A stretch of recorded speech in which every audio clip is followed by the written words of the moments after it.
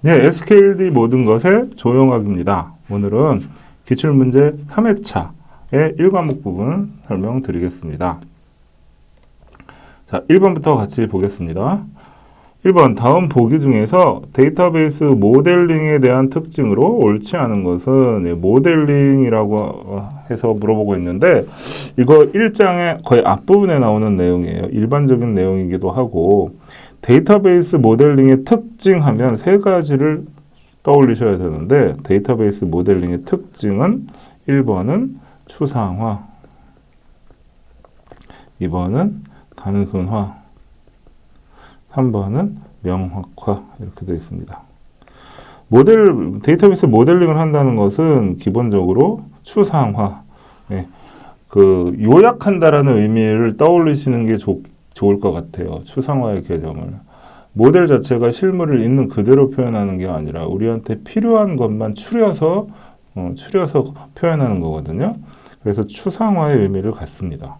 단순화, 복잡하면 안 돼요. 모델이 복잡하면 커뮤니케이션 자체가 어렵습니다. 단순하고 단순하고 정확해야 돼요. 혼란이 없어야 돼요. 나는 이렇게 해석할 수 있고, 다른 분은 또 다르게 해석할 수 있는 그런 모델은 커뮤니케이션 수단이 될 수가 없죠.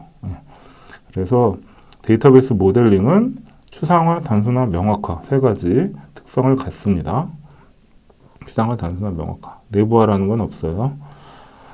속성의 특징으로 가장 올바른 것은 속성, 엔터티, 그 다음에 엔터티를 구성하는 속성 이렇게 되어 있죠. 엔터티는 한 개의 속성만으로 구성될 수 있다. 이게 틀렸습니다. 엔터티는 반드시 두 개 이상의 속성으로 구성되어야 한다. 이렇게 되어 있어요. 엔터티를 설명하고 인스턴스의 구성 요소가 된다. 네, 맞습니다. 속성이 결국 엔터티를 설명하게 돼요. 속성이 어떻게 구성되어 있느냐, 속성이 어떻게 되어 있느냐에 따라서 그 엔터티의 구조가 달라지는 것이기 때문에 엔터티를 설명하고 인스턴스의 구성 요소가 된다. 이것은 속성의 특징으로 맞습니다. 하나의 속성은 여러 개의 속성 값을 가질 수 있다. 이런 말 나오면 무조건 틀린 거예요. 한 개의 속성이 여러 개의 속성 값을 가지면 안 돼요. 속성의 특성에 따른 분류로 PK, FK 일반 속성이 있다. 요게 함정일 수도 있는데, 순간적으로 이렇게 생각이 안 나실 수도 있는데, PK 속성, FK 속성, 일반 속성 이런 거는 속성의 구성 방식에 따른 분류예요. 특성에 따른 분류는 뭐가 있죠? 기본, 설계, 파생. 요거 떠올리시면 돼요. 기본, 설계, 파생. 속성의 특성에 따른 분류는 기본 속성, 설계 속성, 파생 속성 이렇게 됩니다. 3번. 이게 문제가 조금 어려울 수 있는데 식별자 문제의 거의 종합편이라고 할까? 식별자가 주식별자, 보조식별자, 본질식별자, 그 다음에 대리식별자, 보조식별자, 복합식별자 이런 것들 여러 것들이 있잖아요. 이게 다 종합편인 문제예요. 그래서 자 이 ERD에서 이 부서라는 엔터티의 부서 번호는 이제 식별자인데 원조 식별자이고 단일 식별자이고 하나니까 단일 식별자고 내부 식별자이고 다른 엔터티로부터 가져온 것이 아니라 내부에서 생성한 것이기 때문에 내부 식별자이고 기억에는 뭘까요? 주식별자 아니면 본질 식별자인데요. 주식별자 아니면 본질 식별자예요. 여기서는 하여튼 답부터 말씀드리면 이건 주식별자예요.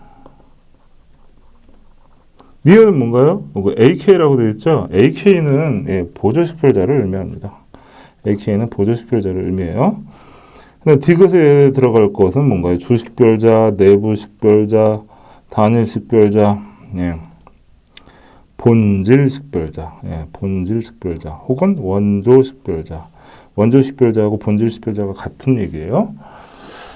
그 다음에 리을에는 주식별자, 그 다음에 리을에는 보면 이게 두 개로 구성되어 있죠. 다른 것들은 하나만 된 것들이 다 단일식별자, 요거는 복합식별자. 그러니까 답은 3번이 돼요.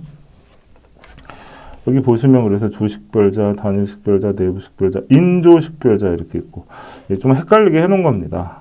본질식별자와 인조식별자. 이것은 원조식별자와 대리식별자하고 같은 말이에요. 같은 말입니다. 자, 그 다음에 4번.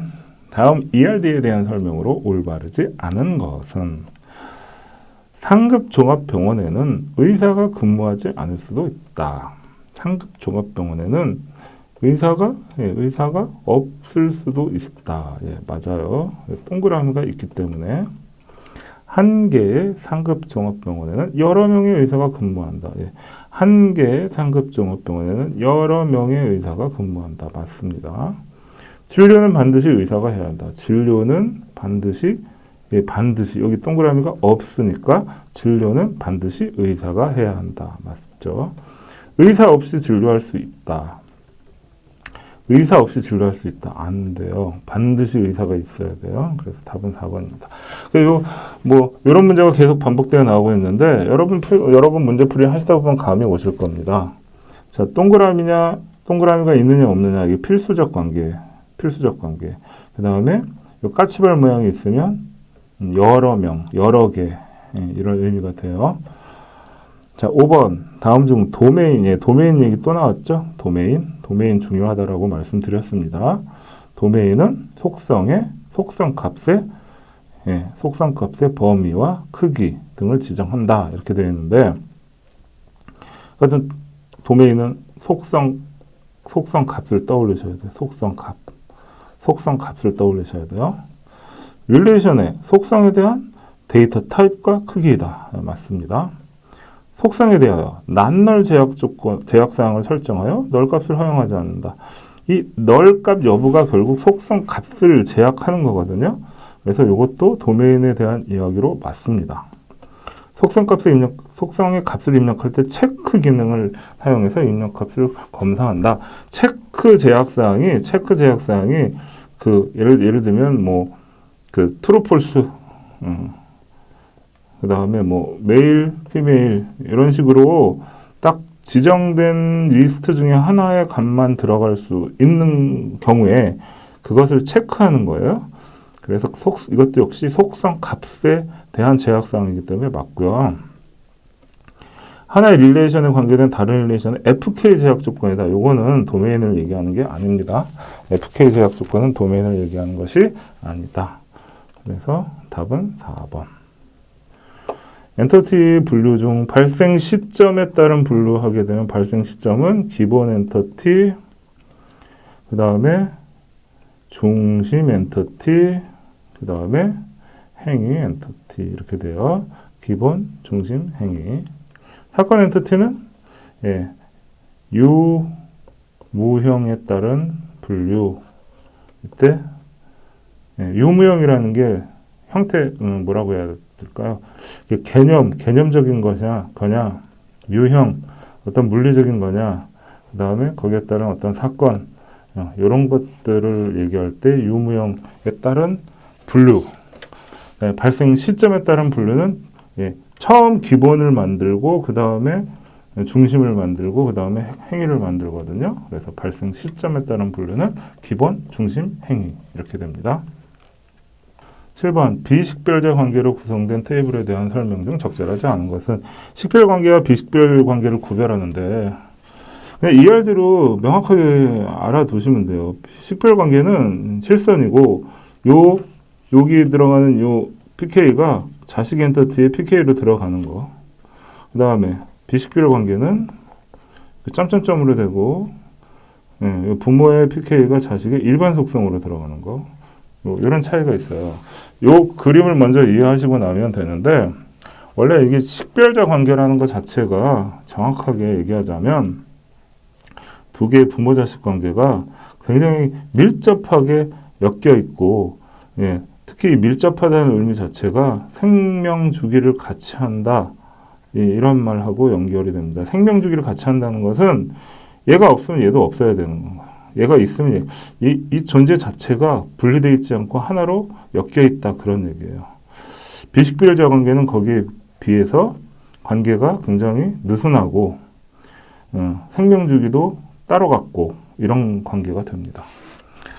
자, 그래서 부모 자식 간의 1대1 관계이고 부모 테이블이 생성되지 않았을 때 자식 테이블이 생성된다. 생명주기를 같이 하지 않는다. 요거는 뭐라고요?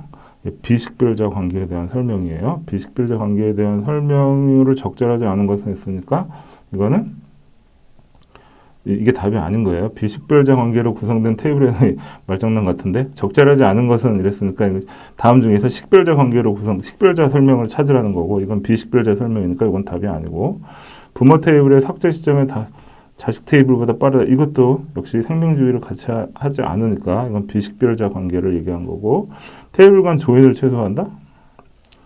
이거는 식별, 비식별하고 그러니까 비식별자 관계로 했다고 해서 조인이 최소화되고 그렇지는 않습니다.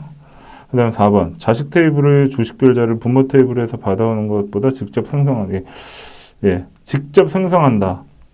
주식별자를 부모에서 받아오는 게 식별자 관계죠. 근데 이거는 비식별자에 대한 설명이죠. 그러니까 1번, 2번, 4번은 비식별자의 설명이고요. 3번에 테이블의 조인을 최소화한다. 이거는 식별, 비식별하고 상관이 없어요. 상관이 없어요. 조인은 어쨌든 비식별 관계라고 하더라도 두 개의 테이블을 데이터를 같이 조회한다 그러면 조인이 필요합니다. 8번 아래 두 가지 모델에 대한 설명으로 가장 적절한 것은 이렇게 되어 있는데 이거는 이런 포인트를 보세요. 이 가 모델은요. 딱 보면 과목 코드, 과목명, 과목 코드, 과목명 유사한 속성이 반복되고 있다. 가 모델은 정규화가 충분히 이루어지지 않았어요. 정규화가 안 돼 있는 모델이고 나 모델은 학생, 수강 담당 과목으로 막 쪼개져 있죠. 이건 정규화가 잘 된 거예요. 정규화가 잘 된 거. 이런 차이가 있는데 그러면 무조건 나 모델이 우수하냐? 그것도 아니에요. 정규화가 잘 돼 있는데 거꾸로 정규화된 것을 반정규화했을 수도 있거든요. 이런 포인트를 먼저 생각하시고 문제를 보면 되는데 사실은 이제 문제에서는 요게 답이에요. 정규화 측면에서는 나 모델이 가 모델보다 우수하다. 말씀드린 대로 가는 정규화가 제대로 안 됐어요. 요것만으로도 충분히 답을 찾을 수 있어요. 다른 보기도 한번 볼게요. 여기 이제 수학 과목 신청, 수강 과목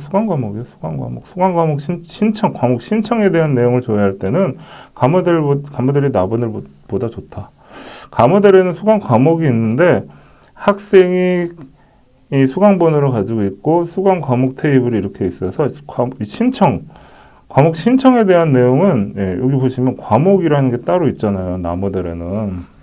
과목이라는 그 엔터티가 따로 있잖아요. 그래서 나 모델이 더 좋아요.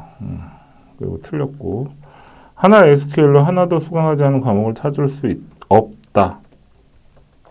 찾을 수 있어요.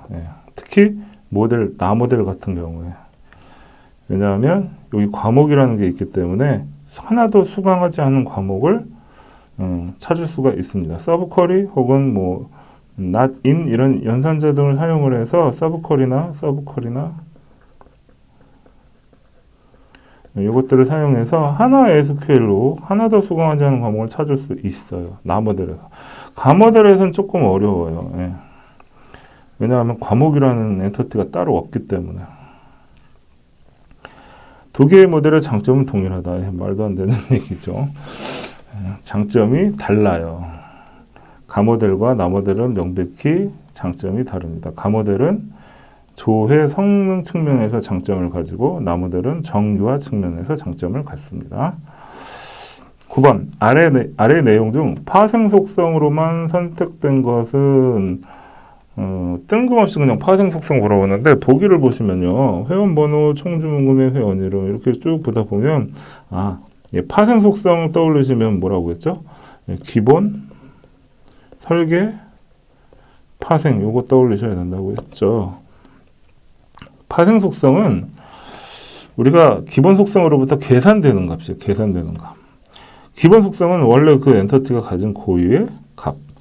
그러니까 여기서 보시면 회원번호, 회원 이름, 그 다음에 회원 이름, 회원 주소 이런 것들은 기본 속성이에요. 그래서 최초 주문 일자, 주문 금액, 총 주문 금액은 파생 속성입니다. 이 최초 주문일자가 헷갈리실 수 있는데 그냥 주문일자가 아니라 그냥 주문일자 하면 기본 속성일 수 있는데 최초 주문일자잖아요. 요거는 파생 속성이에요. 그렇게 이해하시면 되겠습니다. 10번 부모 엔터티로부터 속성을 받았지만 차식 엔터티의 주식별자로 사용하지 않고 일반적인 속성으로 사용하는 경우 이거 뭔가요? 비식별자 관계죠. 비식별자 관계.